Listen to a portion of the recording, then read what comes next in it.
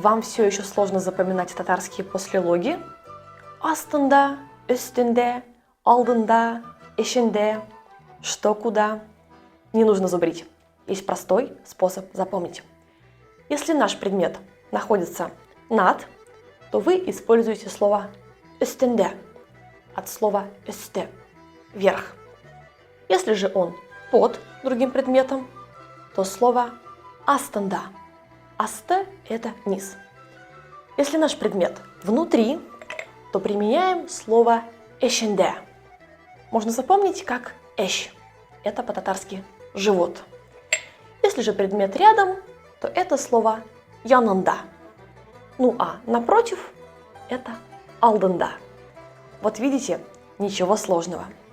Если вы хотите понимать всю грамматику татарского языка так просто, мой видеокурс для начинающих – отличный вариант для вас.